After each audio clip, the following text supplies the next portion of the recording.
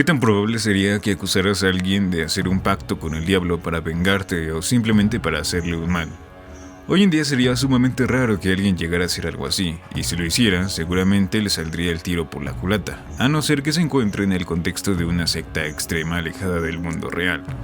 No obstante, acusar a alguien de un pacto diabólico era uno de los pasatiempos favoritos de las personas en el medievo, ya que era algo que la iglesia podía castigar y era, en cierto sentido, algo verosímil,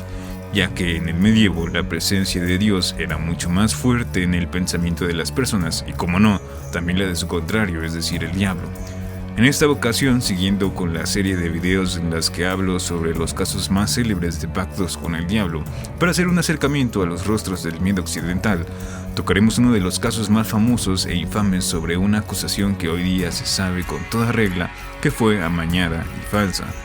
como muchas de las que se hicieron en su entonces. Hoy hablaremos de Urbain Grandier o Urbano Grandier para los amigos que no saben pronunciar el francés correctamente, como yo, quien fue acusado de enviar a un conocido demonio de la lujuria llamado Asmodeo a atormentar a un pobre convento de monjas ursulinas con el fin de darle una lección por sus atrevidos y controversiales comportamientos.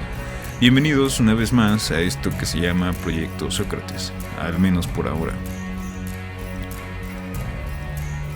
Para comprender el caso del sacerdote Urbano Grandier es necesario tener en cuenta el contexto histórico en el que sucede. Hablamos de principios del siglo XVII en Francia. No tenía mucho que había comenzado todo el desastre teológico, político y cultural que significaba el cisma que había iniciado la reforma protestante de Martín Lutero, por lo que la persecución de las herejías y rebeliones en contra de la Iglesia Católica estaban más que en su punto álgido.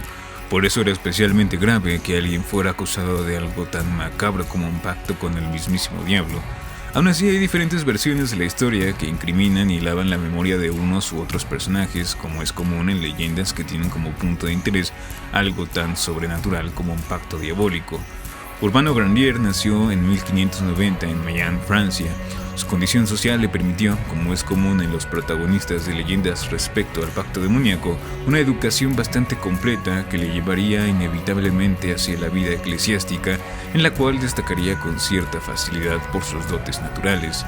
Los jesuitas le otorgaron el título de canónigo de la Colegiata de Santa Cruz y le enviaron a la pequeña iglesia de Saint-Pierre du Mager, espero que lo haya pronunciado lo mejor posible, en la localidad de Loudun, donde su destino estaría sellado para siempre. Urbano Grandier, según se cuenta, era un hombre muy atractivo tanto física como mentalmente, es decir, además de poseer rasgos físicos que lo hacían destacar entre sus hermanos de vocación, también destacaba en el hecho de ser un gran orador, lo cual le valdría, no a su pesar, una fama bastante considerable con las mujeres de su localidad. Urbano Grandier, a raíz de sus dones, fue siempre, y a pesar de la Iglesia Católica a la que servía, un mujeriego empedernido, e incluso podríamos categorizarlo dentro del arquetipo literario de un Don Juan, por el terrible destino que le esperaba, consecuencia de sus actos que jamás cesó, a pesar de que fue advertido de las posibles consecuencias. Recordemos una vez más que el hecho de que su historia esté inscrita en todo el auge de las guerras de religión, la reforma protestante contra la reforma católica, no es un dato que sea menor, pues para quienes lo desconozcan, la reforma luterana hacía varios cambios a la manera de entender la fe cristiana y sus prácticas, lo cual le trajo muchos dolores de cabeza a las autoridades eclesiásticas como el propio Papa, por lo que incurrir de intentar cambiar algo de la práctica del catolicismo era algo bastante peligroso, y nuestro protagonista, el Don Juan Urbano Grandier, a raíz de su temperamento concupiscente, estaba en contra del celibato sacerdotal, es decir, estaba en contra de que los sacerdotes dentro del catolicismo no pudieran tener una familia, esposa ni sostener relaciones sexuales. No conforme con romper las reglas de forma poco sigilosa, Urbano Grandier fue autor de un tratado en contra del celibato, que lo puso bajo la mira de las autoridades de la iglesia como un revoltoso que debía ser silenciado. No obstante, algunas de las versiones, sobre todo la que trató aquí, sostienen que la envidia y el despecho le ahorraron a la iglesia la chamba, digámoslo así, de comenzar todo el alboroto que fue su acusación y su juicio.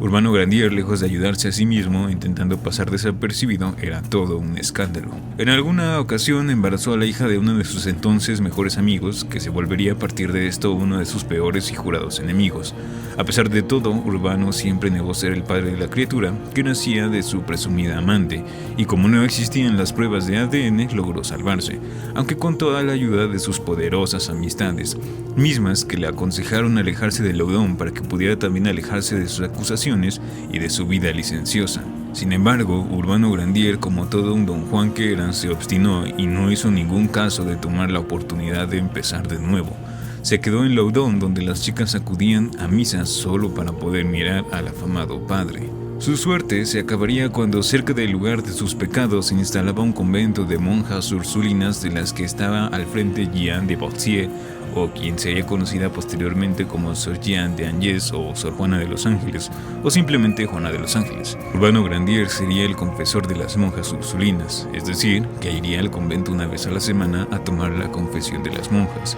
No obstante, cuando se le planteó a Urbano su nueva misión, él la rechazó, lo cual fue sospechoso para muchas personas viniendo de un padre con su fama.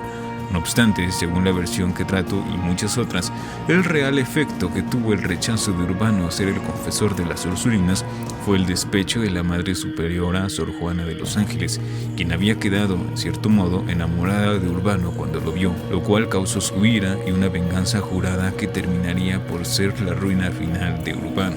Para ser confesor de las monjas ursulinas fue elegido finalmente el padre Mignon, quien era sobrino del obispo de Poitiers,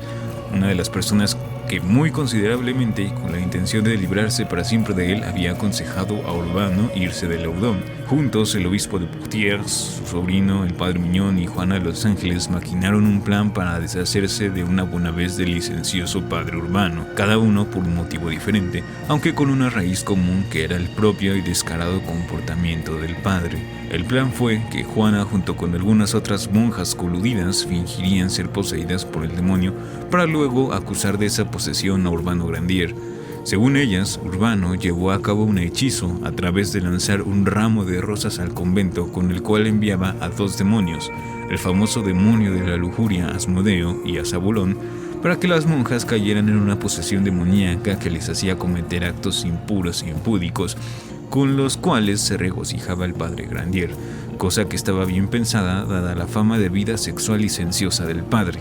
Entonces el padre Mignon llevó a cabo varios exorcismos para intentar liberar a las monjas, pero cosa curiosa y lo que hace en cierto sentido bastante relevante este caso es que muchas más monjas de las que sabían del plan para perjudicar a Urbano Grandier empezaron a ser víctimas de posesiones demoníacas, cosa que según a quien le preguntes evidencia cómo se contagia la experiencia religiosa en un contexto como el de una tan profunda creencia en cosas como la posibilidad de que un ente demoníaco pueda poseer a alguien. En Loudon no se hablaba de otra cosa que no fuera el caso de las monjas poseídas y los desesperados intentos del padre Mignon por librarlas. Pronto la noticia llegó a orejas más importantes y poderosas de la mano de un hombre llamado Jean-Martin Barreau de Laubardemont. La noticia llegó al cardenal Richelieu, quien tenía un gran peso en la vida política y religiosa. Además, el cardenal ya había sabido antes sobre los actos poco rectos del padre Urbano, por lo que resonó más aún para él lo que estaba sucediendo. Dado que Grandier era un hombre que el cardenal Richelieu conocía por sus arrebatos contra la Iglesia Católica, como escribir un tratado contra el celibato sacerdotal, Richelieu hizo lo que tenía que hacer y comenzó una investigación para enjuiciar al presunto cómplice del diablo. Se formó un tribunal que investigaría y enjuiciaría a Grandier, al mismo tiempo que realizaba también la liberación de las pobres monjas ursulinas por medio de exorcismos que se realizaban frente al público, lo cual hacía que se juntaran personas de todo tipo para poder presenciar el acto. Las acusaciones contra Grandier por parte de las monjas, tanto las que sabían que eso originalmente era un teatro para perjudicarlo y las que realmente creían estar poseídas, no paraban, y los intentos de los sacerdotes por sacarles el demonio tampoco, por lo que el tribunal exigió a Urbano Grandier que llevara él mismo a cabo un exorcismo para que de esa manera pudiera probar su inocencia que sostenía o en su defecto revelar que era completamente culpable de un pacto con el demonio. La lógica detrás de esto era que si Urbano podía sacar al demonio es porque era inocente y si no, es porque era culpable, cosa que sucedió. No pudo sacar al demonio de las pobres monjas y entonces fue declarado culpable de haber hecho un pacto con el diablo. Más tarde, además de las acusaciones de las monjas, se mostraría al público un supuesto pacto escrito en latín de manera inversa y firmado con la sangre de Grandier, en el que se podía leer el nombre de varios demonios que de esa forma le daban su favor al padre para poseer a las monjas. A pesar de las torturas y las humillaciones públicas, Urbano Grandier jamás confesó ser culpable del supuesto pacto demoníaco, pero finalmente, el 18 de agosto de 1634, fue quemado en la hoguera frente a su pueblo, dándole así el castigo final para aquellos que osan pactar con el enemigo de la Iglesia Católica. Está claro que la historia de Grandier es muestra de cómo el miedo y los diferentes rostros del mal son a veces artefacto político para hacer cumplir la ley, pues en este caso la vida de Grandier significaba el testimonio de un ánimo reformista que existía en su contexto, cosa que fue combatida a capa y espada por la Iglesia Católica en miras de preservar la unidad tanto política como religiosa.